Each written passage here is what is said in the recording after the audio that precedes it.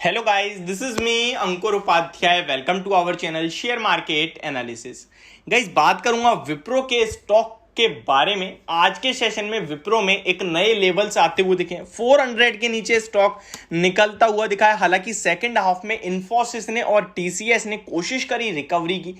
इन्फोसिस तो हालांकि हरे निशान में भी बंद हुआ, बट टीसीएस 3000 के नीचे, एचसीएल टेक डेलो के पास ही कहीं ना कहीं क्लोजिंग देता हुआ दिखा है. एंड अगर विप्रो की बात करें तो इसका हाल भी बिल्कुल एचसीएल टेक जैसा है.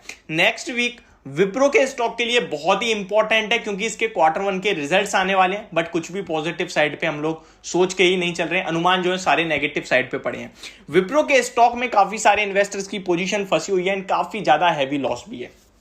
देखिएगा मैं ना यार इस वीडियो में आपको कुछ भी रिकमेंड नहीं करूंगा. पता है क्यों?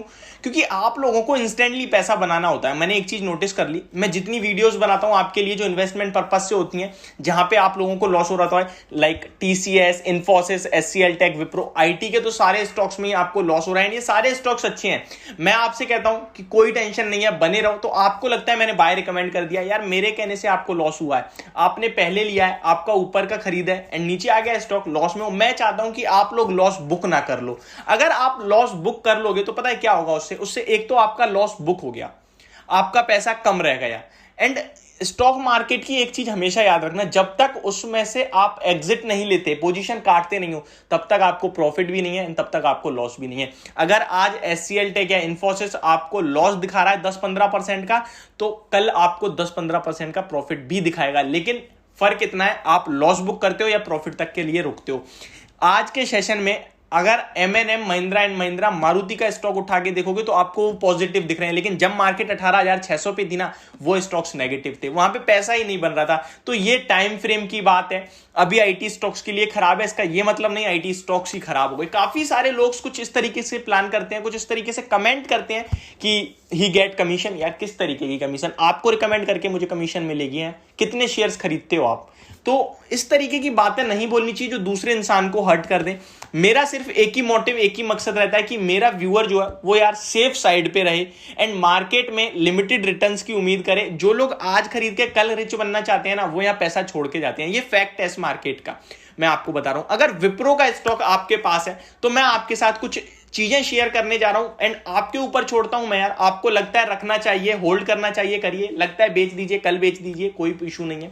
लेकिन बस ये चीजें जरूर ध्यान में रखना कोई भी डिसीजन लेने से पहले. सबसे पहले तो बात करते हैं स्टॉक के बारे में. स्टॉक में 73% प्रमोटर्स होल्ड करते हैं. आप कितना होल्ड करते हो?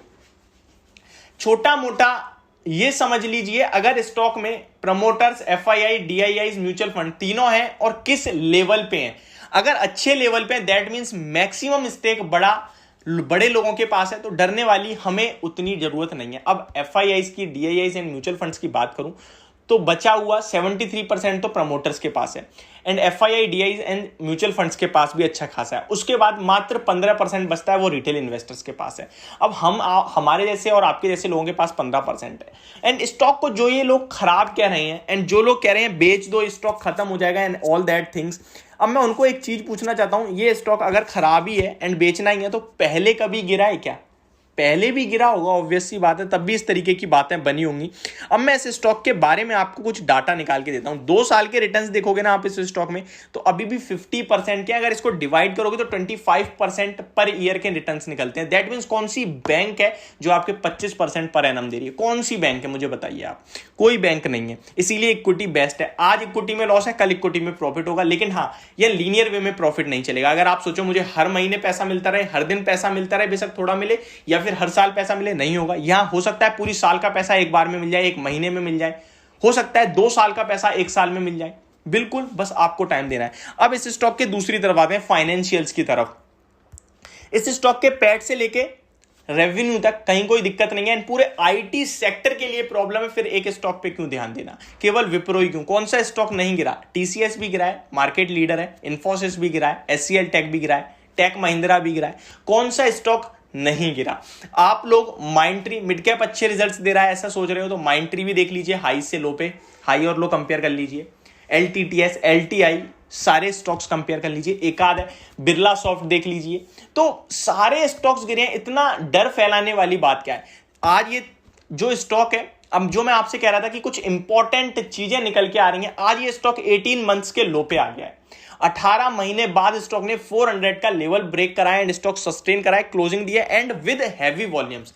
यहां से सेलिंग बढ़ेगी, मैं आपसे खुद कह रहा हूं सेलिंग बढ़ेगी, लेकिन एक ट्रेडर के लिए, एक इन्वेस्टर यार जो ऑलरेडी 20% लॉस में है, वो आने वाले 10% लॉस के लिए क्या अपना स्टेक बेच दे? एंड मेरा सिर्फ इतना मानना है, अगर आप ये स्टॉक आज बेच देते हो तो आप डेफिनेटली मार्केट छोड़ के तो नहीं जाओगे, आप किसी और स्टॉक में इन्वेस्ट करोगे। एंड इसकी क्या गारंटी है कि अगला वही स्टॉक का नंबर लगने वाला हो गिरावट का? आप लोग अगर आज ऑटो स्टॉक्स को देखकर ऑटो खरीद रहे हो, तो मैं आपको ये भी तो कह सकता हूं ऑटो में ऑलरेडी तेजी बन चुकी है, अगले गिरावट के जो कारण होंगे वो ऑटो स्टॉक्स में होंगे। तो ये आप समझिए, जो आज गिर रहा है वो कल बढ़ेगा, जो आज बढ़ा है वो कल गिरेगा। ये मार्केट का नियम है, कहीं ना कहीं सेक्टर रोटेशन होता है। यहाँ पे फार्मा स्टॉक्स पिछले 8 महीने 10 महीने से शांत पड़े थे, अब चलना स्टार्ट हुए। एफएमसीजी जहां पे कोई चलने को तैयार नहीं था, आईटीसी जिसकी सब बुराई करते थे, आज स्टॉक 300 पे खड़ा है। मार्केट कहां है, स्टॉक कहां है? मैं आपको सिर्फ ये बताना चाहता हूं कि ये खरीद वो बेच, इससे सिर्फ आप अपनी पोर्टफोलियो में लॉस लेते हो। एक बंदा जो चुपचाप बैठा रहता है ना, एट द एंड वही पैसा बना के जाता है मार्केट से। अब इस स्टॉक की बात करें, 393 शॉर्ट टर्म में नेगेटिव हो चुका है, ट्रेडिंग करनी है 420 की कॉल राइट कर दो। सिंपल सी स्ट्रेटजी है, 420 की कॉल राइट कर दो एंड वो प्रीमियम आपको कम दे रही है तो 400 की भी कॉल राइट कर सकते हो आप। स्टॉक की बात करूं, ये 385 380 के लेवल्स पहले दिखाएगा आपको एंड उसके बाद अगर वो ब्रेक होते हैं तो बड़ी गिरावट भी आ सकती है, जो 340 तक ले जा सकती है स्टॉक को, नो डाउट। अब स्टॉक में आपके पास दो ऑप्शन है, आप चाहो तो बेच के नीचे दोबारा ले सकते हो, ऐसा शायद सोच रहे हो। तो इसके लिए मैं आपसे ये कहना चाहूंगा, आपके लिए बेस्ट ऑप्शन होगा बेच के नीचे नहीं खरीदना। 400 के नीचे जब तक है तब तक आपने खरीदना नहीं है, 400 के ऊपर जिस दिन निकलेगा दोबारा खरीद लेना, अभी सारा माल छोड़ दो आप। ये आपके ऊपर है, मैं सलाह नहीं दे रहा हूं। आप क्या क्या कर सकते हो वो मैं बता रहा हूं आपको। मेरी तरफ से स्टॉक अभी शॉर्ट टर्म में नेगेटिव है, लेकिन लॉन्ग टर्म में पॉजिटिव है। 400 के ऊपर दोबारा उठा लो, 400 के नीचे छोड़ दो, ऐसे 2-3 बार हो जाएगा मैक्सिमम, मुझे जो लगता है इससे ज्यादा नहीं होगा। लेकिन आज जब स्टॉक चलेगा तो आपका पैसा बन जाएगा एंड गिरेगा तो आपका कुछ नहीं जाएगा। सिंपल सी बात है, ये आप सबसे ईजी वे होगा एंड सबसे सेफ वे होगा जो इस स्टॉक के लिए आप कर सकते हो। तो प्लीज यार, जो भी बोलते हो उससे पहले थोड़ा सा सोच लीजिए कमेंट करने से पहले। मुझे पता है सब फ्री है, कुछ भी कमेंट कर सकते हैं एंड मुझे कुछ भी नहीं मिलेगा आपका लॉस कराने में, मैं आपको बता रहा हूं। मैं यही चाहूंगा जितना आप प्रॉफिट कर सको, जितना आप लोग वीडियो देखोगे, जितना कमेंट करोगे, उतना ही मेरे लिए बेनिफिशियरी रहेगा एंड उतना ही आपके लिए भी बेनिफिशियरी रहेगा, जितनी अच्छी बातें एंड अच्छे स्टॉक्स मैं आपके साथ शेयर करूंगा। तो ये थी मेरी पूरी वीडियो विप्रो के स्टॉक को लेकर। यार प्लीज तो don't comment like this. Thank you so much for watching this video. Have a great day guys.